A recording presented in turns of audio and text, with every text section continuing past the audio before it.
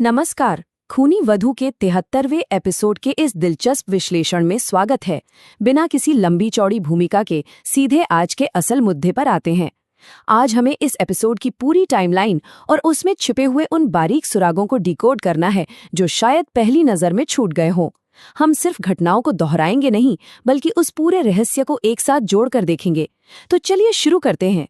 सबसे पहले तो इस एक सवाल पर गौर करते हैं कि रात की रानी की वो महक आखिर कौन से जानलेवा रहस्य छुपाए हुए हैं।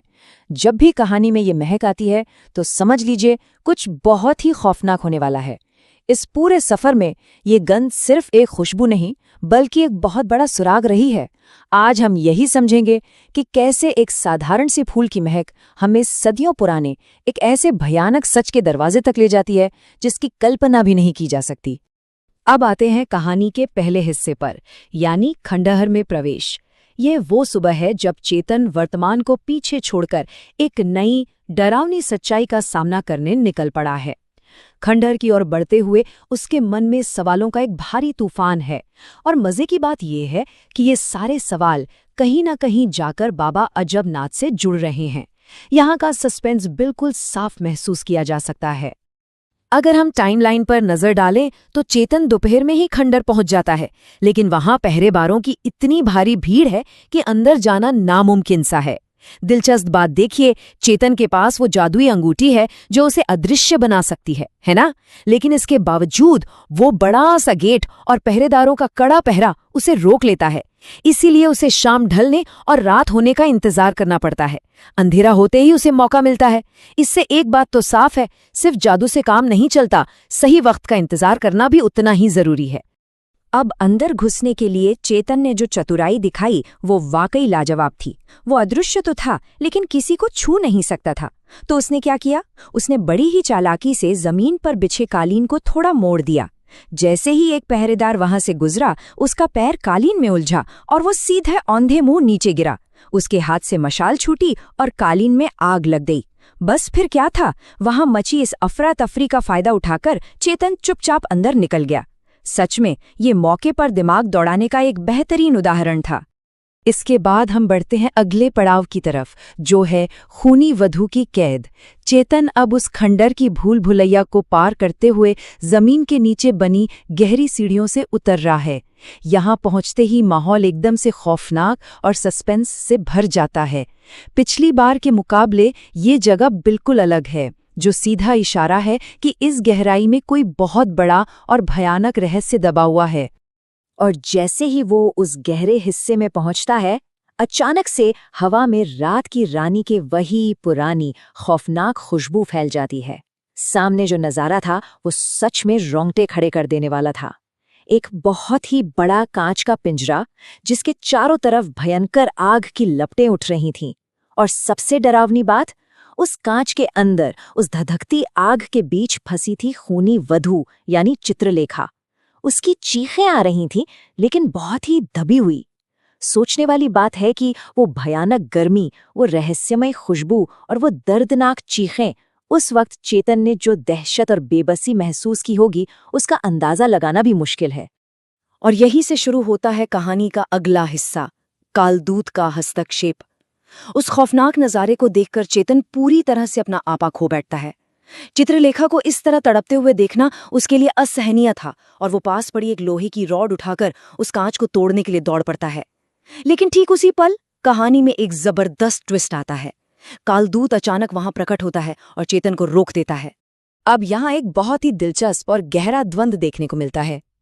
एक तरफ है चेतन की मानवीय भावनाएं, जो एक तड़पती हुई महिला को बचाने के लिए बेकरार हैं।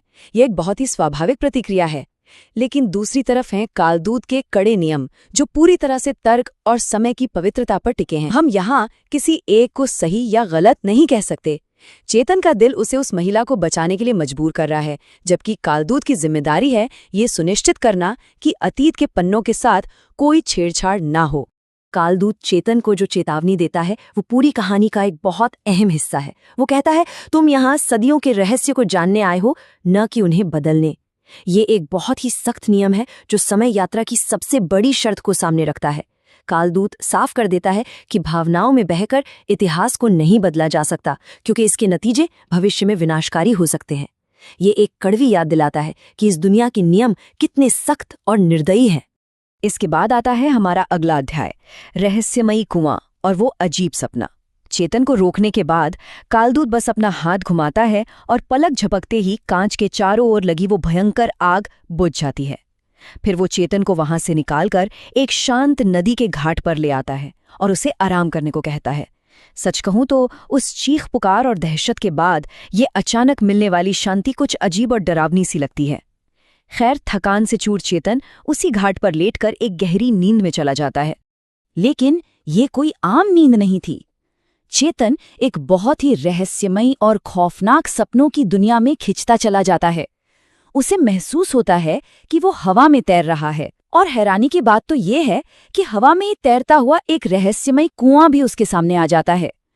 ये सपना किसी भ्रम जैसा है, जो ऊपर से शांत तो लग रहा है, लेकिन अंदर से एक अजीब सी बेचैनी पैदा कर रहा है।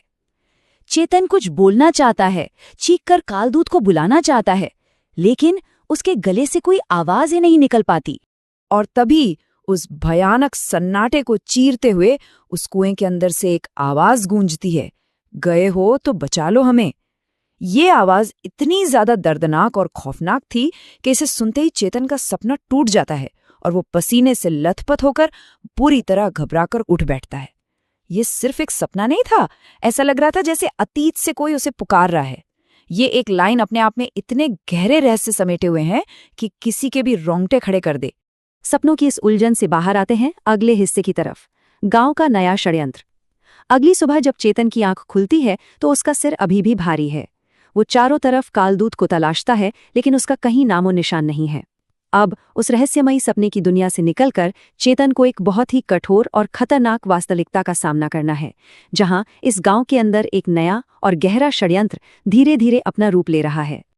होता कुछ यूं है कि सुबह चेतन की नजर नदी में नहा रहे प्रताप सिंह पर पड़ती है, जो कि उदय सिंह का परपोता है। अब नहाने के बाद उसे सीधा घर जाना चाहिए था, लेकिन प्रताप सिंह गांव के बाहर जाने वाले एक बिल्कुल ही अलग और अजीब रास्ते पर मुड़ जाता है। ये देखकर चेतन का माथा ठनकता है और वो चुपके से उसका पीछा करने लगता है। आगे जाकर क्या देखते हैं कि प्रताप सिंह की गुप्त मुलाकात होती है छगनलाल से।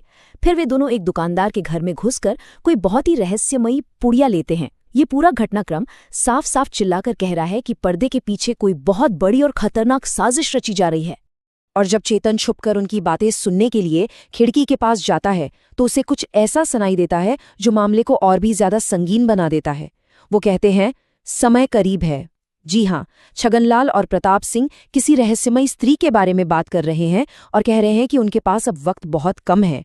ये बिल्कुल एक डेडलाइन की तरह है।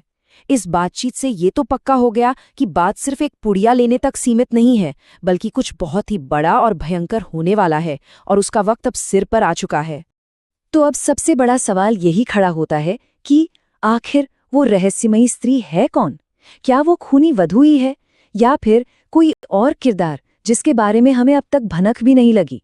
और वो समय करीब होने का आखिर क्या मतलब है? ये कुछ ऐसे सवाल हैं जो इस कहानी के सस्पेंस को एक अलग ही लेवल पर ले जाते हैं। ऐसा लग रहा है जैसे अतीत की परतें एक एक करके खुल तो रही हैं, लेकिन हर जवाब अपने साथ एक नया और ज्यादा खतरनाक सवाल खड़ा करा है। आज के इस विश्लेषण को यहीं विराम देते हैं। बहुत जल्द ऐसे ही और गहरे रहस्यों को डिकोड करने के लिए वापस मिलेंगे।